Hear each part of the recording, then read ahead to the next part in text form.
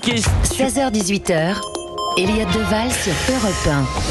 Une question comme fil rouge de notre émission jusqu'à 18h. Allez-vous respecter les consignes de vote? Est-ce que vous avez la sensation, on en parlait déjà hier, qu'on vous prend un peu pour des enfants, qu'on vous impose un choix? Appelez-nous si vous souhaitez réagir au 01 80 20 39 21. C'est un appel non surtaxé. Dans le studio, Louis de Ragnel. Qui Bonjour est déjà... Elliott, comment ça va? Cher On était Louis. déjà en train de débattre avec Gauthier Lebret. C'est exceptionnel. Et ça. Charlotte Dornelas aussi. Charlotte, mais allez, spoiler, hein, présentez tous les invités pendant que vous y êtes. Pardon, si, allez. bien sûr, c'est vous le chef du service à Europe 1. Donc Gauthier Lebret est avec nous. Cher Gauthier, bonjour. Salut Elliott. Philippe Guibert, ancien Bonjour. du SIG, le Centre d'information du gouvernement. Merci d'être avec Ça nous. commence pas par un S. C'est un S ou un C? C'est un C, ça C'est un S. C'est un S. Service. Moi, c'était le centre. Ou SIG parfois on dit. SIG, on dit. Mais Elliott écrit service avec un C, mais c'est pas grave. Alors, je vous conseille À une l'oral, chose, ça s'entend Gauthier. pas, c'est- Une chose, c'est pas cher grave. Gauthier. Moi, je Personne ne le pensais que sait. c'était le CIG, le Centre d'information Non, du le gouvernement. SIG. En fait, pour dire la vérité, c'est que personne ne sait à quoi ça sert, et donc c'est pour ça qu'aujourd'hui on ne sait pas. Vous ne savez pas à quoi ça sert, mais moi je sais bien. On est avec On Martin doit pas mal Garagnon. travailler en ce moment, d'ailleurs. Martin Garagnon est avec nous, cher Martin. Bonjour. Bonjour. Rebonjour, puisque hier nous étions ensemble dans ce même studio. Vous êtes porte-parole Renaissance pour les législatives. Vous étiez avec nous pendant la première demi-heure. Vous avez pu échanger avec quelques auditeurs, mais force est de constater que vous n'avez pas eu le temps de répondre à certains. Et moi, je suis toujours en toute transparence avec les auditeurs. Et puis, je n'aime pas quand il y a des frustrations. Donc, vous êtes toujours le bienvenu sur ce plateau. C'est très gentil. Et c'est pour ça qu'on a besoin également d'entendre votre voix. C'est une question qui est importante. Est-ce que les Français vont respecter les consignes de vote? Je ne sais pas si les politiques ont conscience de cette vague citoyenne qui a déferlé dimanche dernier. 66,7% des électeurs ont voté. Ça représente 33 millions de Français. On n'avait plus vécu ça depuis 1997. C'est 30 points de plus qu'en 2022. Et depuis dimanche, 20h, la tambouille a commencé avec des consignes de vote, parfois contre nature. Vous êtes déjà très nombreux à réagir sur les réseaux sociaux. Il y a par exemple Mickaël qui, à cette question, me dit « Mais non !» Et d'ailleurs, je ne comprends pas les personnes qui n'arrivent pas à réfléchir par elles-mêmes pour voter. Les consignes ne servent à rien, si ce n'est qu'à tenter de garder son poste. Voilà la réaction de Mickaël. Et on est en direct avec Pedro. Cher Pedro, bonjour. Oui, bonjour. Merci beaucoup de me laisser m'exprimer. Et c'est normal, puisque hier, j'allais vous mettre en direct, on allait pouvoir échanger, et puis finalement, c'était quasiment la fin de l'émission, et on n'a pas eu le temps. J'étais content. Il y avait Madame Aubry, donc je pouvais lui dire tourment sans dit. Je suis un électeur de gauche depuis toujours. Mhm. Et je suis en colère, vous pouvez pas savoir. Et pourquoi vous êtes en colère? Eh ben, j'ai l'impression d'avoir été pris pour une buse, pour un jambon depuis toujours en fin de compte, parce que leur tambouille, ils disent tout et leur contraire. Pouvoir se remettre avec Monsieur Macron, on nous a demandé d'aller dans la rue par rapport aux retraites, la réforme des retraites. Et là, ils sont bons copains. Maintenant, faut on est bons copains avec Monsieur Macron. Faut voter à gauche, faut voter à droite. Madame Aubry qui nous a mis des 49-3, faut essayer de la faire passer. Donc moi et mon entourage, c'est le sujet de discussion qu'on a en ce moment depuis les législatives, et on a tous le même ressenti, quoi. Donc là, mon vote, il est sûr et archi sûr, ça sera un Rassemblement National. Ah, c'est-à-dire Et que je vous pense que passez de gauche à la droite nationale. Carrément. Ah oui, carrément. Et c'est fini. Je ne voterai plus jamais à gauche. Parce que j'ai même été délégué syndical. Donc, à la CGT, Vous faites quoi pour comme dire, métier, cher Pedro? Je suis aide-soignant. J'ai du mal à joindre les deux bouts. Je suis un papa veuf. J'ai 2 enfants. Je galère pour élever mes enfants. Et j'ai lu un peu tous les programmes. Là, je me suis vraiment intéressé. Et je me retrouve maintenant plus du côté du Rassemblement National que du côté de la gauche. Oui. Et je vais vous dire aussi, une personne Monsieur Mélenchon me fait maintenant beaucoup plus peur que Monsieur Bardella. J'ai une peur de Monsieur Mélenchon, parce que quand on commence à ne plus respecter les votes du peuple, là, ça commence vraiment à me faire peur, parce que quand j'entends qu'ils sont prêts à aller dans la rue, écoutez, si la droite passe, le peuple a voulu la droite, c'est la droite. Si la gauche passe, le peuple a voulu. Mais là, quand je vois qu'ils sont prêts à aller dans la rue et tout casser, C'est l'inquiétude de beaucoup de Français, et c'est l'incompréhension de beaucoup de Français. C'est important d'avoir votre avis. Pedro, on est avec Martin Garagnon, qui est le porte-parole de la campagne législative pour le camp présidentiel, le camp Renaissance. Peut-être que vous avez une question à poser, cher Pedro, à Martin Garagnon. Eh ben, moi, je suis déçu.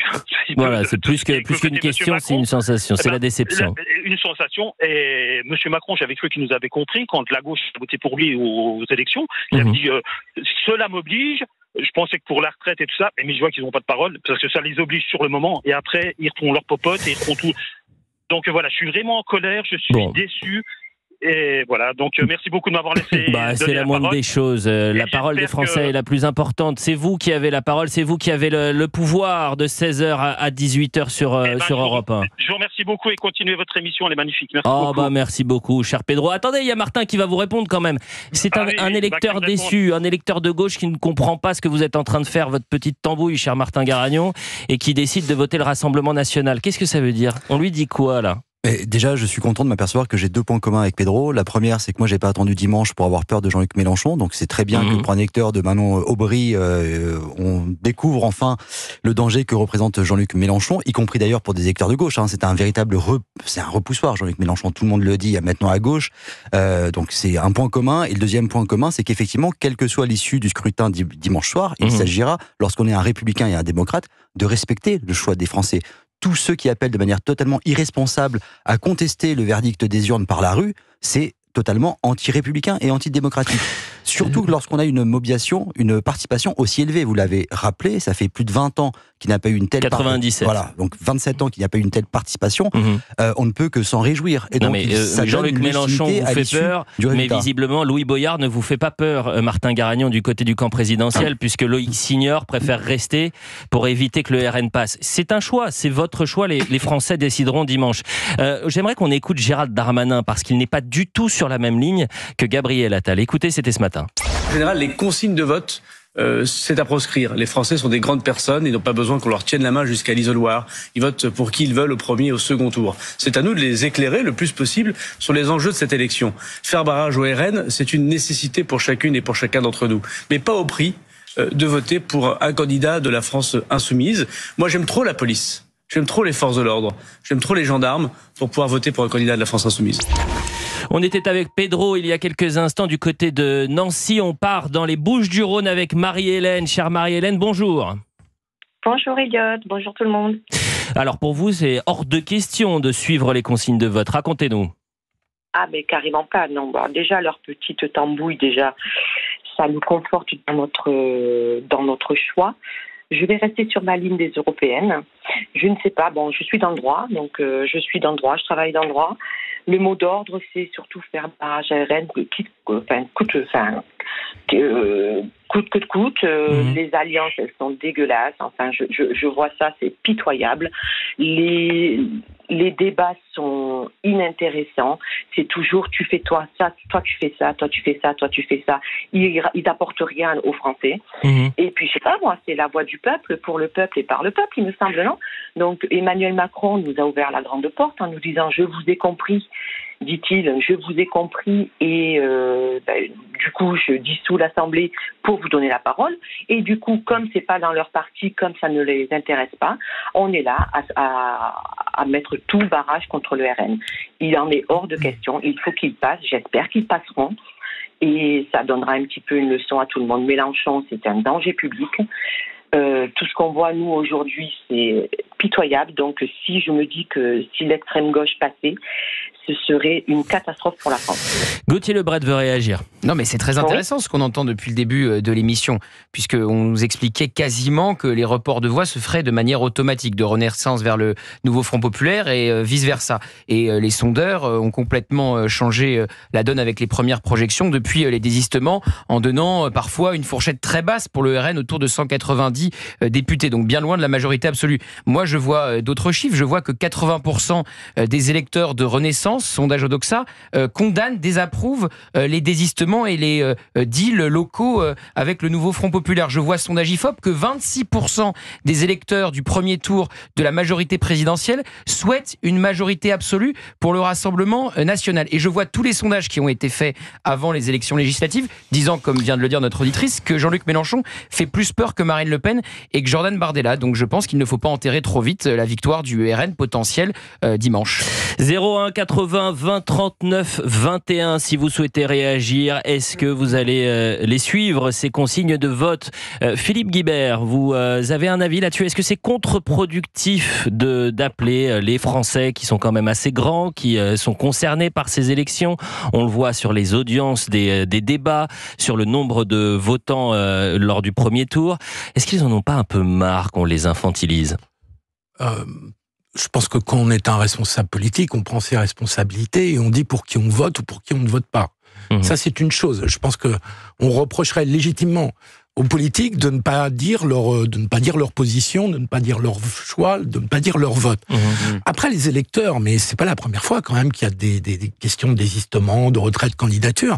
Les électeurs, de désistement, je pense que c'est historique. Oui, parce qu'il y avait un nombre de triangulaires qui était historique. Donc effectivement, on a été confronté à une question historique dans son ampleur. Enfin, on a déjà eu des deuxièmes tours en 2022, y compris à la présidentielle. Les électeurs ne suivent jamais à 100% les consignes qui leur sont données. Il y en a toujours qui s'abstiennent. Ce sera très intéressant de voir le taux d'abstention à ce deuxième tour de législative entre ceux qui n'ont pas voté, entre ceux qui viennent, entre ceux qui viennent voter au deuxième tour et qui n'ont pas voté au premier tour, et ceux qui ont voté au premier tour qui ne reviendront pas. Et puis après, il y a toujours des gens qui n'ont pas l'avis de leur candidat. Quasiment 16h15 sur Europe 1, une courte pause et on continue de parler de votre choix au second tour des législatives. On partira au Havre. Pourquoi c'est le Havre? On en parlait déjà hier. Le maire du Havre, Édouard Philippe, qui est prêt à voter communiste. Je peux vous dire que les Havrais sont bien plus sceptiques. A tout de suite sur Europe 1. Réagissez, vous avez le pouvoir de 16h à 18h. 01 80 20 39 21. A tout de suite. 16h-18h, Elliott Deval sur Europe 1. 16h17 très précisément, vous êtes en direct sur Europe 1, on est ensemble jusqu'à 18h. 01 80 20 39 21, appel non surtaxé si vous souhaitez réagir à notre question. Est-ce que vous allez finalement suivre ces consignes de vote? Dernier sondage, tiens, Martin Garagnon qui est avec nous, porte-parole de la campagne Renaissance. Sondage Harris publié hier qui donne le Rassemblement national loin, très loin de la majorité absolue, 180 à 10 à 220 sièges. Martin Garagnon, est-ce que votre stratégie du tout sauf le RN est en train d'être payante, s'avère payante? Mais ça, une fois de plus, c'est les Français qui en décideront dimanche soir en fonction du report de voix, de la façon dont s'effectue le report de voix éventuel. Mais là où je m'inscris en faux, c'est sur la notion de tambouille électorale. Il n'y a pas de tambouille. En fait, on respecte un principe qui est la loi électorale qui est établie. On est sur une élection à 2 tours. Au premier tour, on choisit. Au deuxième tour, on élimine. Non, mais vous pensez que c'est crédible, Martin Garagnon, vraiment? Ils ont fait pas des tambouilles. Non, mais le RN, on pourrait dire que c'est une tambouille aussi. Comment? Le RN, ce qu'ils ont fait avec Ciotti, on pourrait dire que c'est une tambouille. Mais ça n'a rien à voir. Vous êtes d'accord sur les avec questions, LFI, attendez, Charlotte Dornelas. Martin Garagnon, sur les questions de sécurité, sur les questions de pouvoir d'achat, sur la retraite, sur les questions, non, pas forcément sur la retraite, sur les questions d'immigration, où en fait il y a un large consensus sur l'ensemble du territoire. Les programmes des Républicains et les programmes du Rassemblement national sont quasiment les mêmes. Louis Dragnel, vous souhaitez réagir et ensuite on ira voir Catherine Appo. Ça me fait un tout petit peu bondir ce que vous me dites, parce que vous dites bon, il n'y a pas de problème. En réalité, Emmanuel Macron a donné la parole aux Français pour ces élections parce que précisément il souhaitait, à l'issue des européennes, clarifier les choses. Les Français veulent clarifier les choses et de l'autre côté, on voit qu'Emmanuel Macron cherche à tout prix à éviter la clarification qu'il appelait pourtant de ses voeux. C'est ça qui est complètement absurde et que les Français ne comprennent pas. Et je reviens simplement, et promis, je fais pas très long, mais sur la question des consignes de vote. Au-delà des consignes de vote, en fait, il y a 2 sujets. Il y a l'intention consigne de vote, on l'assume, on l'assume pas, et après il y a l'offre. Quand vous avez aujourd'hui 218 candidats en moins, parce que c'est ça qui change tout. Ce sont les désistements. Vous avez, dans un peu moins d'une circonscription sur 2, vous avez l'offre qui a complètement changé en raison des calculs politiques que vous évoquez. Il y a 2 candidats de 3. Philippe Guibert. Il y a 2 candidats Philippe Guibert et ensuite Charlotte Dornelas. Non, écoutez-vous. Philippe Guibert. Non, Philippe, ça n'a eu que pour un seul objectif, de tout faire pour éviter que le RN puisse gouverner. Louis, il y a le droit. Enfin, encore une fois, c'est pas la première fois. Bien sûr. Donc, on est dans. Il y a le droit de dégoûter les Français de la politique. C'est pas dégoûter les Français de la politique. Attendez, Louis, je peux vous répondre ou pas? Parce que en même temps, la dissolution des soulèvements de la terre. Pas tous en même temps. Sinon, je coupe les micros. Attendez, soutenu par les écolos. Je coupe les micros si vous continuez. Pas tous en même temps. On est avec Catherine. Vous avez 69 ans, chère Catherine. Bonjour. Chère Catherine, est-ce que vous m'entendez? Oui, je vous entends. Vous habitez à Pau. Oui. Et vous êtes en colère. Pour la première fois, vous allez voter Rassemblement National. Vous votiez pour qui avant ? Écoutez, j'ai voté pour Emmanuel Macron. J'étais plutôt quelqu'un d'assez modéré. Et puis, c'est vrai que si on m'avait dit que j'allais voter un jour Front National, je ne l'aurais pas cru. Le Monde National. Et là, je l'ai fait pour les législatives. Mmh. Parce que j'estime que nous ne sommes pas entendus, notamment en ce qui concerne tout ce qui est problème d'immigration. Mmh. Et j'ai voté donc pour Monsieur Bardella, mon fils également, une amie aussi. Et on n'est pas du tout extrême. Et donc, bien entendu, je ne vais pas suivre les consignes, notamment de Monsieur Macron et de ce parti. Et je trouve ça scandaleux de faire passer les électeurs pour du Rassemblement National pour des gens extrêmes. Ce n'est pas vrai. Par contre, moi, s'il y a bien quelqu'un qui me fait peur, c'est Monsieur Mélenchon. Et là, je suis... Et ça, on ne l'entend pas. Et tous les gens qui sont autour de moi le disent. Et donc, nous n'allons absolument pas suivre ces consignes. Nous allons continuer. Pour la première fois de ma vie, je vais voter pour ce parti. Ça rejoint un sondage à découvrir chez nos confrères du Point, sondage Cluster 17. Que souhaiteriez-vous comme Premier ministre ? C'est Jordan Bardella qui arrive en tête avec 25%. Derrière, c'est Gabriel Attal, 11 points derrière, 14% François Ruffin et Raphaël Glucksmann. Charlotte Dornelas, vous n'avez pas encore réagi, on ne vous a pas donné la parole. Là, on vient d'avoir 3... Non mais vous auriez pu faire comme Louis Dragnel, c'est-à-dire la prendre sans qu'on vous la demande. Beaucoup mieux élevé que Louis Dragnel. Voilà. Je vous ai fait un petit signe. Vous n'avez fait aucun signe, Louis Dragnel. La communication non verbale. Charlotte Dornelas, on vient d'avoir 3 Français qui nous ont appelés en direct sur Europe 1. Et c'est vrai que ce discours, finalement, il se répète en quelque sorte. C'est la première fois que je vais voter pour le Rassemblement National. Je ne supporte pas l'idée des consignes de vote. Jean-Luc Mélenchon me fait peur. C'est ces EDL qui se répètent. Non mais il y a plusieurs choses, parce que dans consigne de vote, on peut comprendre plusieurs choses. Là, en l'occurrence, on a eu, en tout cas les 2 derniers, enfin la seconde nous a pas dit qui elle avait voté au premier tour, mais a priori, c'était également Rassemblement National. Donc la consigne de vote à proprement parler de son candidat, en l'occurrence Jordan Bardella, c'est effectivement de voter Rassemblement National. Donc en l'occurrence, ils les suivent plutôt qu'ils ne les contestent. Mais on comprend que si la réaction des auditeurs est celle-ci, c'est parce que la consigne dépasse les différents partis. C'est que depuis 4 jours, on vit dans un pays où on nous explique que moralement, il est absolument impossible de voter Rassemblement National. Donc j'imagine qu'ils ont l'impression que cette consigne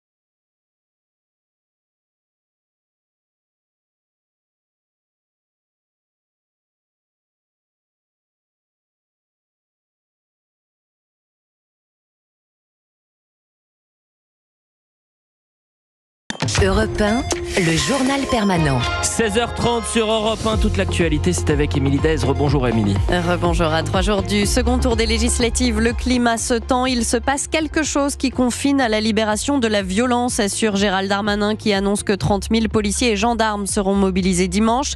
5 000 rien qu'à Paris et sa banlieue. Le Premier ministre Gabriel Attal va se rendre à Meudon pour soutenir Prisca Thévenot, la porte-parole du gouvernement et candidate dans les Hauts-de-Seine. Elle a été agressée hier soir avec une partie de son équipe lors d'un collage d'affiches. 4 personnes, dont 3 mineurs, ont été interpellées. Selon les informations d'Europe 1, une première altercation avait déjà eu lieu un peu plus tôt entre un militant qui accompagnait la porte-parole du gouvernement et un jeune homme déjà connu des services de police. Ce jeune de 20 ans est revenu quelques minutes plus tard avec une vingtaine de personnes. Pour qui allez-vous voter dimanche au second tour des législatives ? Ce n'est pas indigne de voter contre, assure le socialiste Raphaël Glucksmann, qui appelle la gauche et le centre à ne pas se démobiliser pour faire barrage au Rassemblement national. Un barrage que Marine Le Pen assimile à un parti unique qui a pour seul but de priver le RN d'une majorité absolue à l'Assemblée. Les Britanniques appelés aux urnes, ils votent pour renouveler les 650 députés de la Chambre des communes, des élections qui annoncent le retour au pouvoir des travaillistes. Vladimir Poutine considère les talibans comme des alliés dans la lutte contre le terrorisme, et ce alors même que la Russie a été frappée par plusieurs attentats ces derniers mois. En début de semaine, l'ambassadeur russe auprès des Nations Unies avait déjà laissé entendre que Moscou envisageait de revenir sur ses sanctions contre les talibans, des talibans au pouvoir en Afghanistan depuis 2021, mais non reconnus par la communauté internationale. La blessure d'Eddie à la tête n'est pas due à un tir de LBD, mais au coup porté par des policiers. C'est ce que révèle l'enquête un an après les faits. Eddie avait été agressé à Marseille pendant les émeutes qui ont suivi la mort de Naël. Il avait été amputé d'une partie de son crâne. 4 policiers de la BAC ont été mis en examen dans ce dossier.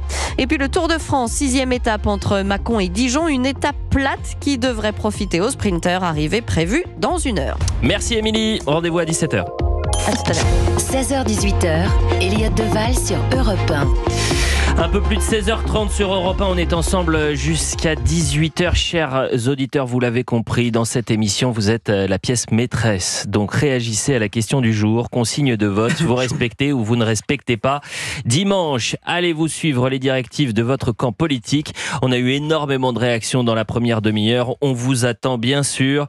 Je vous rappelle le numéro 01 80 20 39 21. Avant de revenir sur cette agression insupportable et hier à Meudon de la porte-parole du gouvernement et candidate aux législatives Prisca Thévenot, si on peut sourire un peu, j'ai envie de vous dire, chers amis, miracle, la qualité de l'eau de la Seine est enfin suffisante pour la baignade. Gauthier Lebret, Anne Hidalgo va pouvoir sauter. Et Gauthier va pouvoir se baigner. Je vous remercie. La maire de Paris a pris des engagements, pas moi. Et je rappelle à Martin Garagnon que le président de la République avait dit qu'il irait aussi. Martin Garagnon, porte-parole Renaissance, est-ce que vous seriez capable de faire trempette dans la Seine ? Ah, si vous me garantissez de la qualité de l'eau, volontiers. Écoutez, c'est un rêve de jeunesse. C'est un rêve de jeunesse. Vous êtes bizarre. Vous avez réalisé, vous avez la chance. C'est fantastique de se baigner dans la Seine au milieu des monuments parisiens magnifiques. Attendez, Martin, si la qualité de l'eau juste une question, Martin Garagnon, vous êtes parisien ou pas ? Non, moi je suis arrivé à Paris à l'âge de 17 ans pour mes études. Donc vous êtes un parisien de cœur. Tout à fait. Et non de sang. Bon, pour les Parisiens, qu'est-ce qu'il y a, Gauthier Lebret ? Vous avez plus de chances, Martin Garagnon, d'avoir la majorité absolue dimanche qu'une qualité de l'eau de la Seine de qualité. La qualité de l'eau de la Seine, enfin suffisante pour la baignade. Je rappelle dans le studio, on a Louis Dragnel du service politique d'Europe 1, Gauthier Lebret de CNews, Charlotte Dornelas du JDD, Philippe Guibert et donc Martin Garagnon, porte-parole Renaissance pour les élections